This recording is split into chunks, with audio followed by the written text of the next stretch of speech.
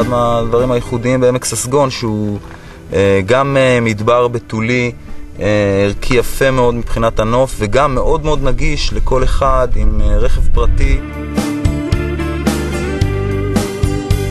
הזמן כמו עמד מלכת, השחר הבציע, נצנץ כוכב אחרון, נפגשנו בעמק ססגון. את עינייך הטובות כבר ראיתי בלילה הראשון בו היינו בעמק ססגון. ישבנו פה כל הפסח והזמנו את התומכים שלנו ואת הציבור הרחב לבוא ולהתרשם מהמקום הזה.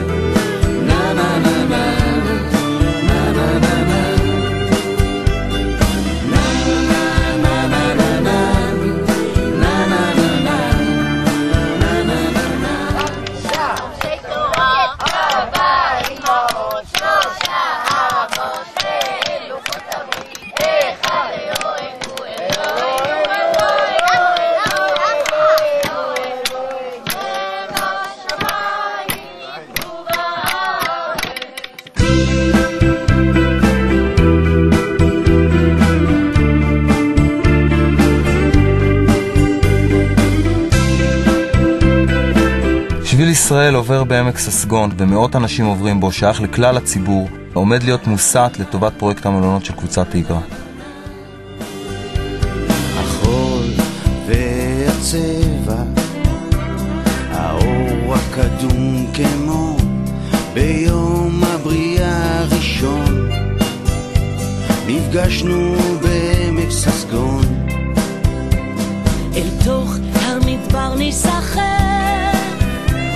הרחק מבתי מלון, נשכב על החול הקדמון, ניפגש שוב בעמק ססגון. הפגיעה שהמלון הזה יעשה בנוף המדברי היא בכך שהוא הורס את מחצית מכתש תמנה שעוד נשמרה מפיתוח. 20 דקות מכאן נמצאת אילת, יש באילת מעל 10,000 חדרי מלון. אם בכל זאת מתעקשים להקים מלון באזור תמנה, כדאי לבחור שטח מופר והרוס, ושטחים כאלה יש כאן למכביר.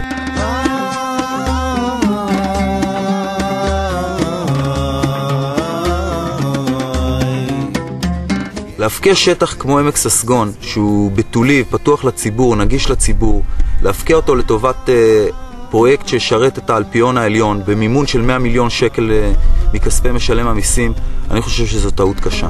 תוך המדבר נשחק,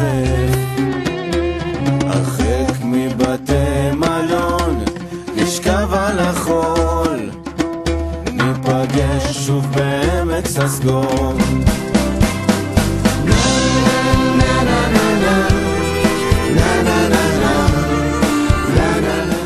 עשו שגיאה, אישרו אותו לפני 10 שנים אנשים שלא היו ערים כל כך לייחודיות שבו, ושגיאות צריך לתקן, כי עמק כמו עמק ססגון אי אפשר לקנות בכסף, ושום אדם לא יכול לייצר אותו כמו שהוא היום.